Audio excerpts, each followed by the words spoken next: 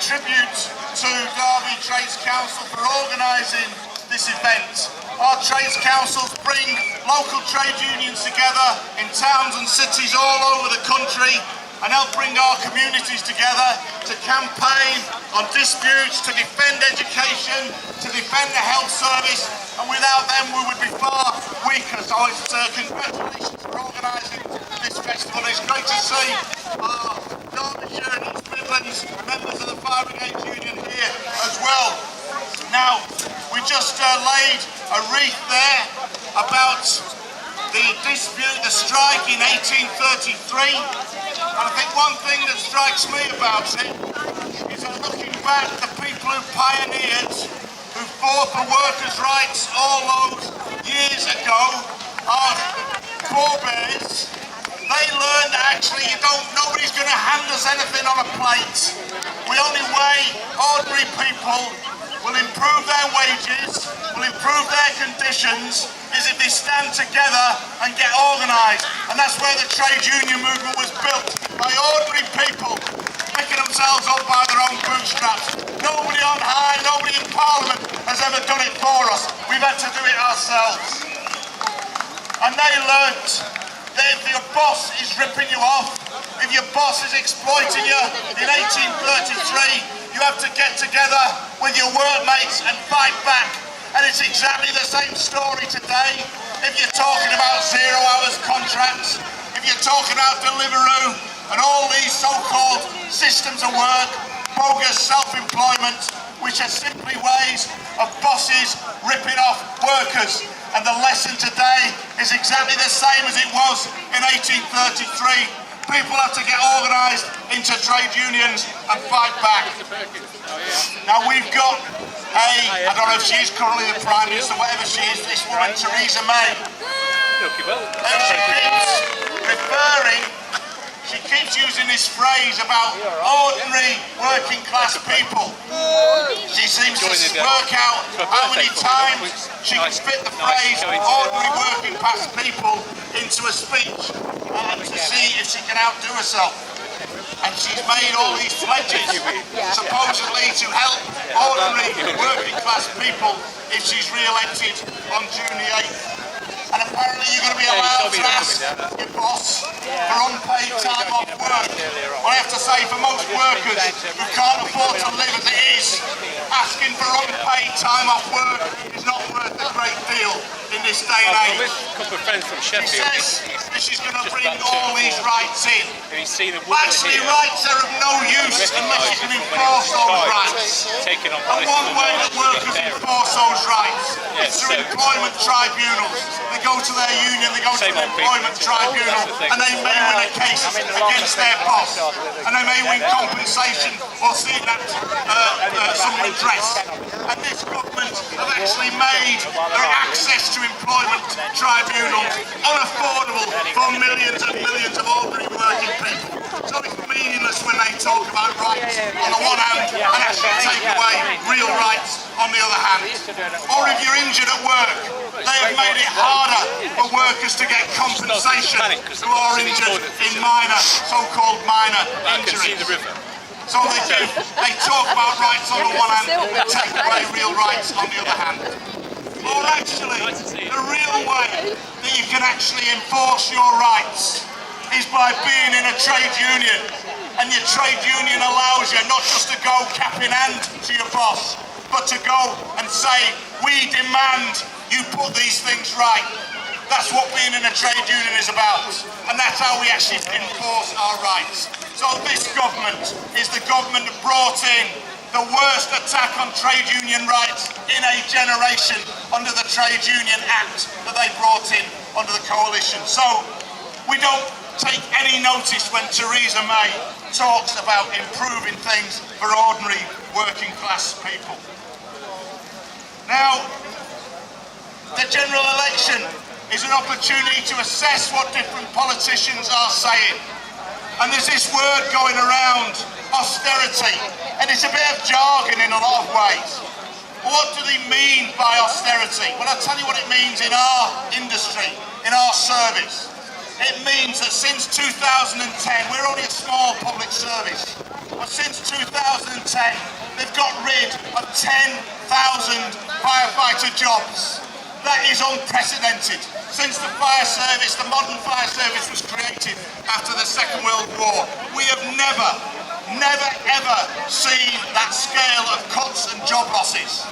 And what it means is that when you dial 999, the one thing you might hope is that you get as quickly as possible a crew of firefighters to put your fire out or rescue you out of a car crash. But actually, we are getting to fires and emergencies slower than we have in 20 years as a result of those cuts. So when we talk about austerity, that's what austerity really means on the ground in terms of delivering your public services. It means we've got 25% less fire cover here in Derby. It means that across Derbyshire we're facing another round of cuts to emergency cover over the coming period. That's what austerity really means. And for ordinary working people, again, what does austerity mean? Well, I'll tell you what it also means. It means they come along and you've paid into a pension for years or decades, and they come along and they say, I'll tell you what, you might have thought you were getting that pension, but you know what, you're now not getting that pension. We're ripping it up and we're imposing a new pension on you. That means you pay more, you work longer, and you get less at the end of it. That's what they've done to 5 million people in the public sector.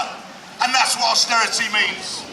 And austerity means that they come along and when inflation is 3%, they say you can have a 0% pay rise or you can have a 1% pay rise. And what that really means is your living standards are going down. Your real wages are going down. That's what austerity means. It means they're cutting your pay. And they're doing all these things, which is about taking money out of your pockets and the pockets of the people you work with and the pockets of your friends and family, taking money out of your pockets and giving to those at the top. That's what austerity is. It's legalised robbery, and it's been going on for years now, since the financial crisis of 2007-2008. They want us, ordinary working people, as Theresa May says, ordinary working class people, to pay the price for a crisis that was sparked in the boardrooms and the banks of the City of London. We had no role in it, and yet we're the ones paying the price. That's what austerity means. So we've got a choice. We've got a choice on June the 8th. And there's a lot of campaigning against this man, Jeremy Corbyn. And you know what, actually, in many ways it is about Jeremy Corbyn, but in many ways it's not about Jeremy Corbyn, it's about what they call Corbynism. And to me, I'm a friend of Jeremy Corbyn's, I'm an ally of Jeremy Corbyn's. I don't agree with Jeremy Corbyn on everything. But the point about Corbynism was this: it raised the idea that you don't have to accept all this stuff that is thrown at you, that actually you can do things differently. You don't have to let those in power get away with ripping us off. You don't have to let those in power getting away with privatising our NHS and other public services. You don't have to let those in power getting away with wrecking our education system. You don't have to let them get away with the idea that young people will never get a chance to get on the so-called housing ladder, will never get a decent job on a permanent contract. It's the idea that you can start changing things. And those in power, want to crush that. Crush the very idea that we can do things differently. And that's why the press and those in power will do everything they can over the next few days to undermine and attack Jeremy Corbyn and the Labour Party. And I'm proud to say I will be voting Labour. My union is calling for a vote for Labour, because for the first time in many years we've got a manifesto that actually says we're going to get rid of those anti-union laws. We're going to invest in public services, and yes, we're going to scrap the public sector pay freeze. Those are real offers for ordinary people, because they want to, the other side, they want to tell you that you can't change anything. Well, I tell you what, those people in 1833 were told exactly the same thing. They're told, when you go to work, your boss says, if you don't like it, clear off and get another job. But we're not willing to accept that. It's our jobs, it's our lives, it's our future, it's our community. And if we listen to all of those people through history who say you can't change things, well, the only way ordinary working class people have ever changed anything is by themselves, by thinking for themselves, talking to each other and organising together. That's how we have won every single gain that we've made.